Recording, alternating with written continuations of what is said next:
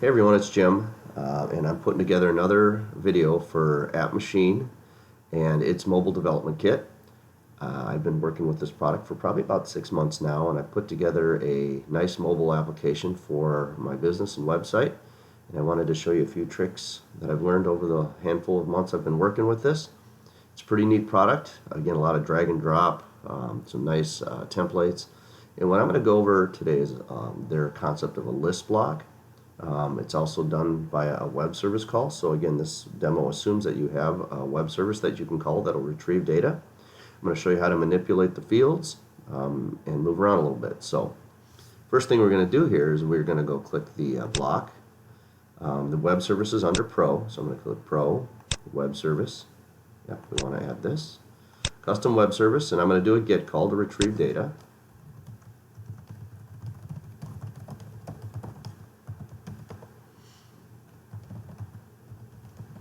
And I could pass in some values to this web service call if I needed to, but this particular one doesn't. It's a demo, so I'm kind of skipping that step here. But I've got this custom web service called Appointments.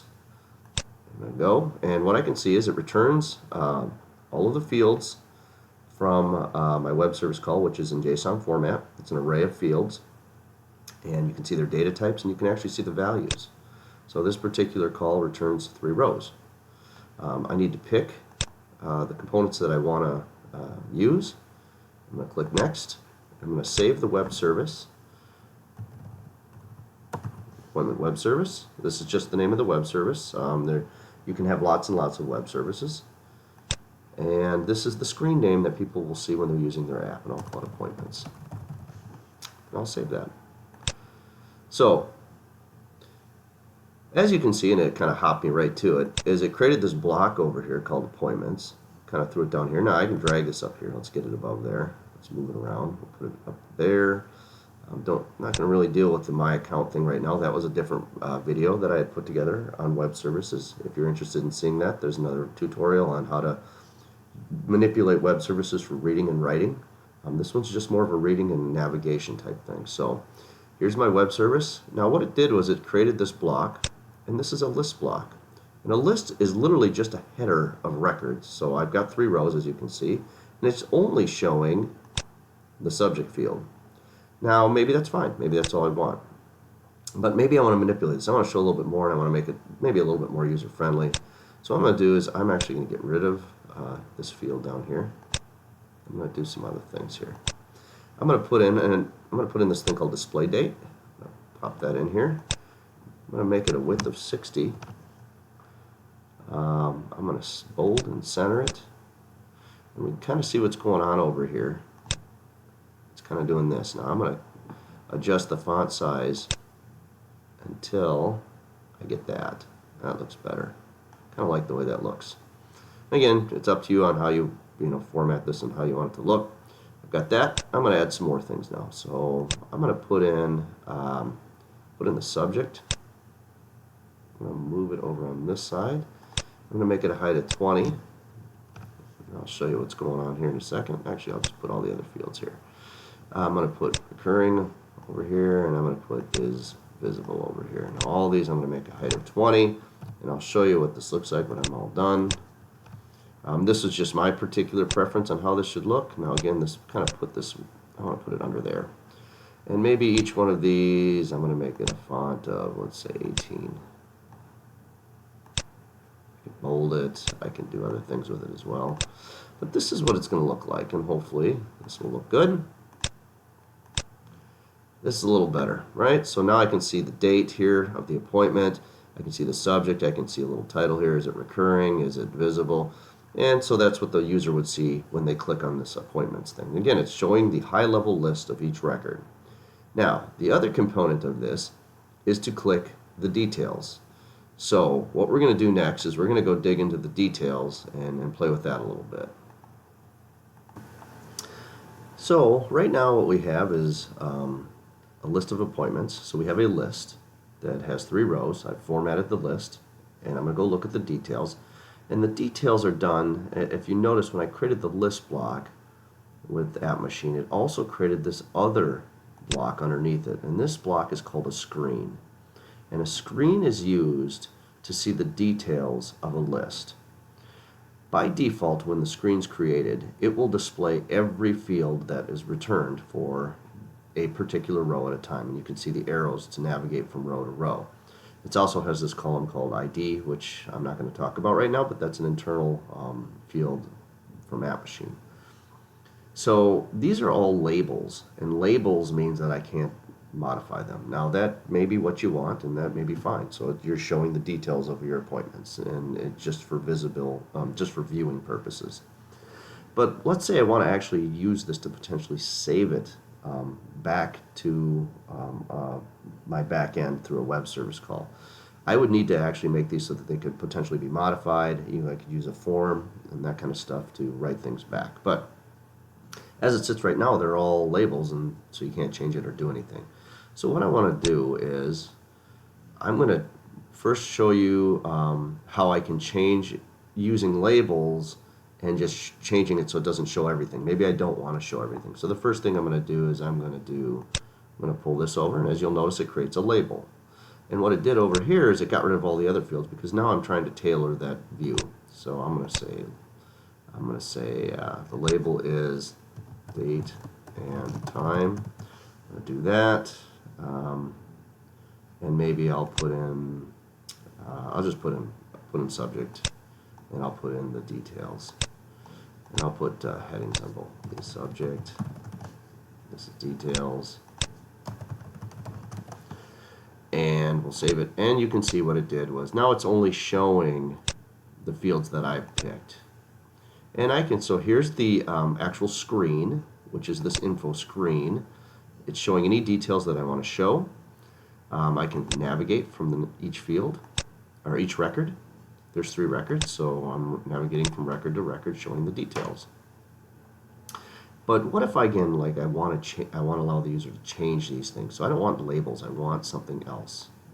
I want some controls. So what I'm going to do here is I'm going to get rid of these. I'll show you how this works.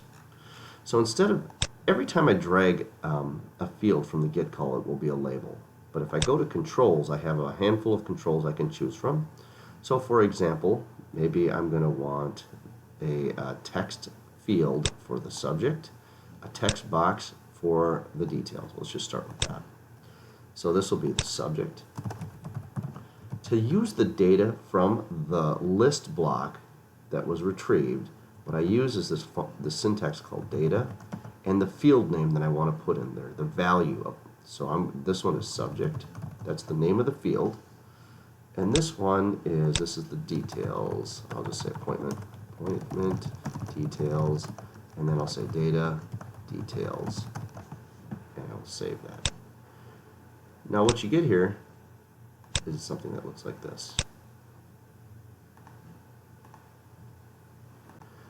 So as you can see, I've got 2 fields here. One of them is a text field, one of them is a text area, and I can scroll through them and it populates them accordingly, which is nice, right? So I've got it all here, and it was pretty easy to do, right? I just put the controls in right here. I put them in.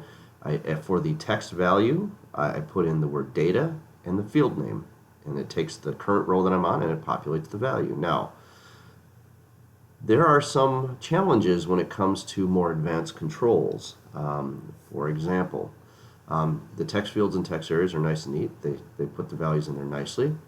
But if I use something like a drop-down list box or a switch, they don't have the ability to put the values in there like that.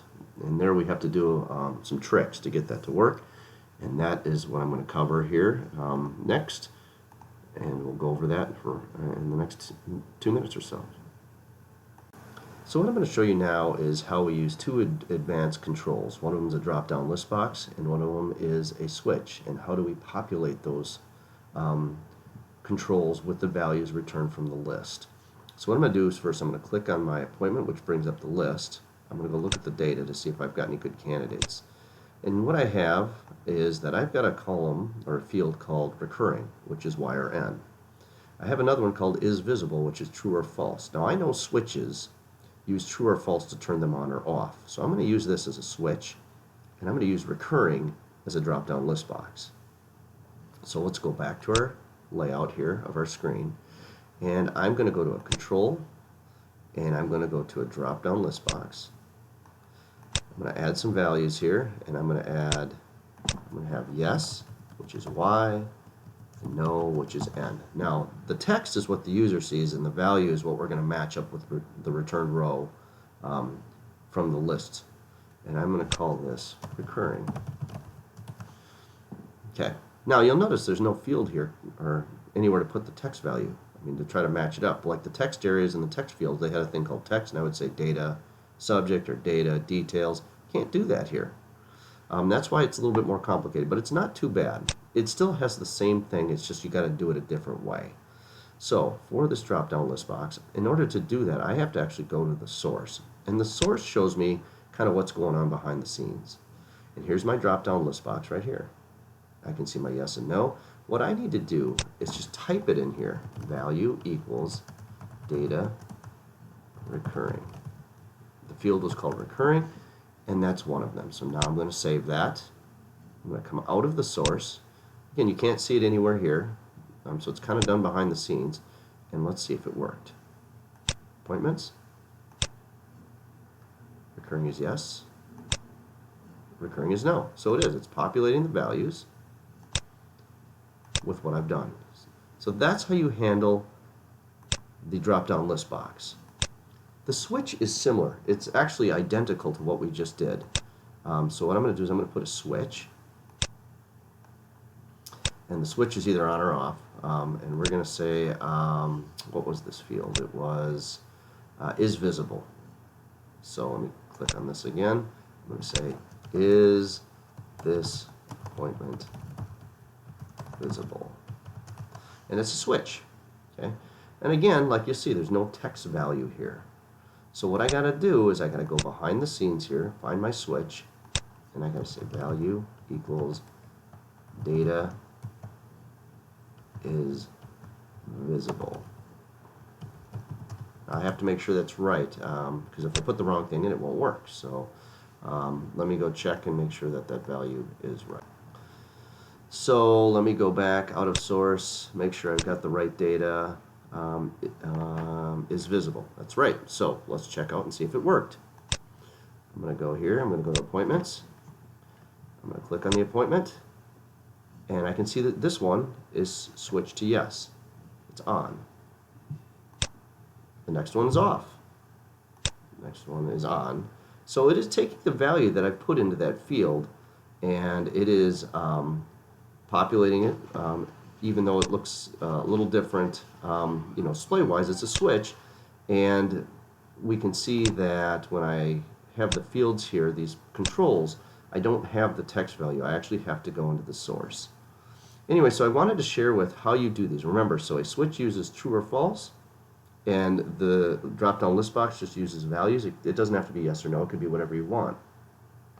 I found this out basically by creating some web service calls that would save, and I would see what was being passed with a switch and what was being saved with the drop-down list box, and I could see what it was expecting. What was it sending? It was sending true and false. Okay, so that's what it needs to take in order to set the actual control correctly. So anyway, this kind of gets you started on how you manipulate lists and screens and how you can use labels versus some of the other controls to populate the values from a list. So I'm hoping this will save you some time. I hope it was helpful. And if you got questions or comments, just feel free to leave them. And good luck. Like I said, I think AppMachine is a great product. I think it's very, very easy to use. The drag and drop, and it's from someone that doesn't have a lot of programming experience. It's very easy to put together something that looks nice. So again, good thumbs up to AppMachine, and good luck.